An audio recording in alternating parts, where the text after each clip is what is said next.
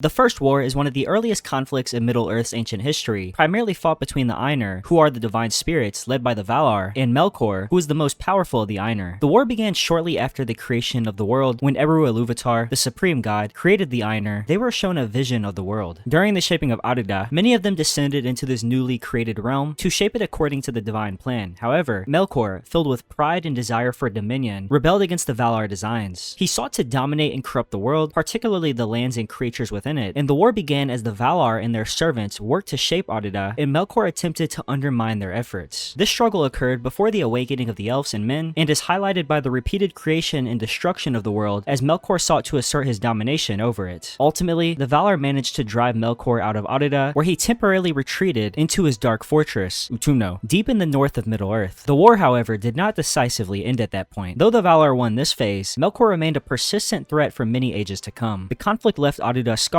and this set the stage for Melkor's continued destruction in future conflicts. The War of the Gods, also known as the Battle of the Powers, occurred during the early days of the First Age, and involved the Valar in their continued struggle against Melkor. The war began following the awakening of the elves in Middle-earth, and when the Valar learned that the elves had awoken near the lake of Cuiviénen, they became concerned for their safety. Melkor, who had long harbored a desire to dominate all of Arida, had corrupted many creatures and built fortresses, including his dark stronghold of Utumno in the far north. Due to the Valar realizing that Melkor's presence poses a severe threat to the newly awakened elves, they decided to launch a full-on war on Melkor, being led by Manwë. The War of the Gods began as the Valar descended upon Middle-earth to confront Melkor directly. This conflict was disastrous, resulting in immense destruction across the land. The Valar, along with the Maiar servants, stormed Utumno, and after a brutal battle, managed to break into Melkor's stronghold. Melkor was captured and taken back to Valinor, where he was imprisoned in the halls of Mandos for 3 ages. The Valar were victorious in this war, and Melkor's power was significantly diminished. However, the scars of the war remained, and Melkor's influence was not entirely erased. The elves were invited to live in Valinor, which ended up beginning the Great Journey. Though the Valar won, Melkor would later escape, leading to further tragedy in Middle-earth. The War of the Jewels takes place during a large chunk of the First Age. This war revolved around the Silmarils, which were 3 gems created by Fëanor, an elf of extraordinary skill. These jewels contained the light of the 2 trees of Valinor, and were highly seeked out by Melkor, who is now known by Morgoth, and he lusted after their beauty and power. The war began when Morgoth deceived the elves in Valinor, which caused a great conflict, and he stole the Silmarils and fled to his stronghold in Angband, which was located in the far north of Middle-earth. He destroyed the 2 trees and plunged the world into darkness, and in response, Fëanor swore an oath along with his sons, vowing to reclaim the Silmarils at any cost. This led to the Noldor elves' rebellion against the Valar, their departure from Valinor, and their eventual arrival in Middle-earth, where the war against Morgoth continued. The War of the Jewels lasted centuries and involved many battles between the Noldor elves, their allies, which included men, and Morgoth's forces of orcs, balrogs, and other dark creatures. Key events included the Battle of Sudden Flame and the catastrophic Battle of Unnumbered Tears, which saw the defeat of the elves and their allies. During the battles of this war, there were many wins and losses for the elves, but ultimately, Morgoth held the upper hand. The war ended with the devastating fall of Gondolin and the defeat of the remaining elven kingdoms. However, Morgoth's reign of terror was finally broken during the War of Wrath, when the Valar intervened, sending the hosts of the west to Middle-earth. Morgoth was defeated, captured, and cast into the void, but with that being said, the Silmarils were lost to Middle-earth, and though Morgoth was defeated, the war left Middle-earth in ruins. The War of the Elves and Sauron is a significant conflict during the Second Age, and it was sparked by Sauron's attempt to dominate Middle-earth through the creation of the Rings of Power. The war began after Sauron, in disguise as Annatar, deceived the elven smiths of Eregion, led by Celebrimbor. Under Sauron's guidance, they crafted the Rings of Power, unaware that Sauron had secretly forged the One Ring in Mount Doom to control all the others. When Sauron put on the ring, the elves immediately sensed his evil intentions, in which they took off their rings, preventing him from achieving his goals. Angered by this, Sauron waged war against the elves to retrieve the Rings of Power and enslave the free peoples. The war erupted in 1693 of the Second Age, and Sauron attacked with overwhelming force. His armies of orcs, trolls, and men from the east and south overran much of Eriador. Celebrimbor and the elves of Eregion resisted fiercely, but Sauron's forces eventually sacked their kingdom. Celebrimbor was captured and killed, and Sauron took many of the Rings of Power, though the 3 elven rings were saved and hidden from him. The war reached its climax when Sauron besieged the hidden stronghold of Imladris, which is later known as Rivendell. The situation was dire until the Númenóreans, powerful men from the island of Númenor, came to the aid of the elves. Under the leadership of King Tar-Minastar, the Númenóreans sailed to Middle-earth with a giant fleet, joining forces with the elves. Together, they launched a counterattack, driving Sauron's forces back and eventually defeating him. The The war ended in 1701 of the Second Age, and though the elves and their allies were victorious, Sauron was not fully defeated, as his influence would continue to grow in Middle-earth, setting the stage for future conflicts. The War of the Last Alliance is one of the most significant events in Middle-earth's history, highlighting the final major battle of the Second Age. This war began due to Sauron's resurgence in Middle-earth after the fall of Numenor. With the destruction of Numenor, Sauron, though physically destroyed, returned to Middle-earth and began reasserting his dominance. He rebuilt his fortress of Barad-dûr in Mordor